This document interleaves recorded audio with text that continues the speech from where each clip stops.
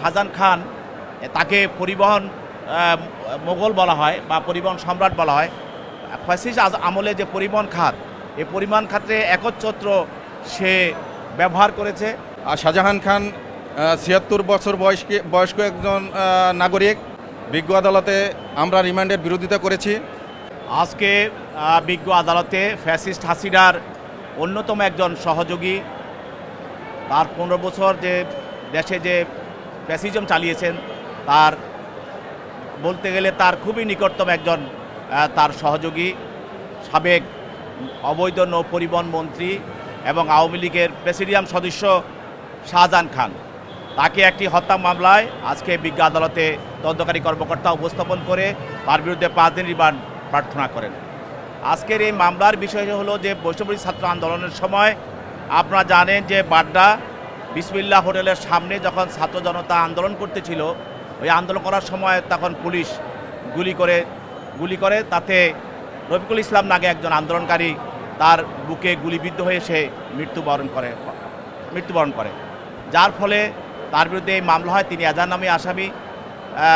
আপনারা জানেন যে এই শাহজাহান খান তাকে পরিবহন মোগল বলা হয় বা পরিবহন সম্রাট বলা হয়।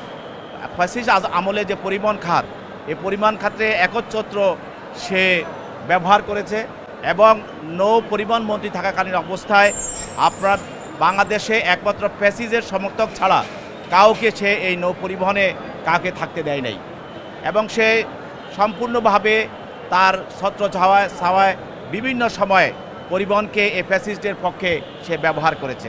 তো যাই হোক, আন্দোলনের সময় এই প্রেসিডিয়ামদের সদস্যদেরকে নিয়ে ফ্যাসিস্ট হাসিনা যে বিভিন্ন সময় গণভবনে মিটিং করেছে, এই মিটিং করে এই আন্দোলনকে কিভাবে দমানো যায়, এই প্রেসিডিয়াম সদস্যরা সেখানে উপস্থিত ছিল থেকে তার সঙ্গে ষড়যন্ত্র করেছে, তাদেরকে কিভাবে গুলি করে মানুষ মেরে ছাত্র জনতাকে মেরে হত্যা করে এই আন্দোলনকে দমানো যায়, সেই অপরাধমূলক ষড়যন্ত্রের সঙ্গে এই শাহজাহান খান জড়িত।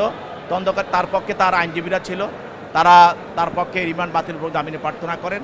বিজ্ঞ আদালত উভয়ের বক্তব্য শোনার পর তার বিরুদ্ধে 4 দিনের রিমান্ড মঞ্জুর করে তাকে তদন্তকারী কর্মকর্তার হেফাজতে প্রদান করেন। এছাড়াও লালবাগ থানার একটি মামলায় একজন হলো আপনার চকবাজার থানার সাবেক সভাপতি এবং কামরাঙ্গীরচর থানার সাবেক সভাপতি, একজন হলো মোহাম্মদ সিরাজুল ইসলাম এবং আবুল হোসেন। এই দুজনের বিরুদ্ধে একটি হত্যা মামলায় 5 দিনের রিমান্ড প্রার্থনা করা হয়। বিজ্ঞ আদালত 4 দিনের রিমান্ড মঞ্জুর করেন। তার পক্ষে তার আইনজীবীরা রিমান্ড বাতিল জামিনে প্রার্থনা করেন। উভয় বক্তব্য শোনার পরে তার এই রিমান্ডটা মঞ্জুর হয় এবং তাকে তদন্তকারী কর্মকর্তার হেফাজতে প্রদান করেন। শাহজাহান খানকে বিজ্ঞ আদালতে উপস্থিত করেছিলেন। তাকে বাড্ডা থানার একটি মামলায় 5 দিনের রিমান্ডের আবেদন করে অ্যান্টি টেররিজম ইউনিট। বিজ্ঞ আদালতে আমরা রিমান্ডের বিরোধিতা করেছি এবং রিমান্ড বাতিলপূর্বক জামিনের আবেদন করেছি। সেখানে বিজ্ঞ আদালতকে আমরা রিমান্ডের বিপক্ষে কী কী কারণে রিমান্ড হবে না, সেই মর্মে বিজ্ঞ আদালতকে আমরা দীর্ঘ সময় অবগত করেছি। আর শাহজাহান খান ৭৬ বছর বয়স্ক একজন নাগরিক। তিনি 8 বারের মাননীয় সংসদ সদস্য ছিলেন, 2 বারের মাননীয় নৌ পরিবহন মন্ত্রী ছিলেন। তাকে ইতিমধ্যেই সিরিজ একাধিক মামলায় তাকে একাধিকবার রিমান্ডে নিয়ে সেই মামলায় রিমান্ডের কোনো অগ্রগতি নাই। এই কারণে এই মামলায় রিমান্ডে নেওয়ার কোনো যৌক্তিকতা নাই, এটা তুলে ধরে আমরা বিজ্ঞ আদালতকে তুলে ধরেছি। বিজ্ঞ আদালত দীর্ঘ সময় আমাদের কথা শুনেছেন এবং রাষ্ট্রপক্ষের কথা শুনেছেন।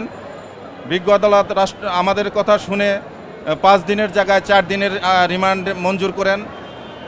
আমরা রিমান্ডের বিরোধিতা করা সত্ত্বেও 4 দিনের রিমান্ড মঞ্জুর করেন।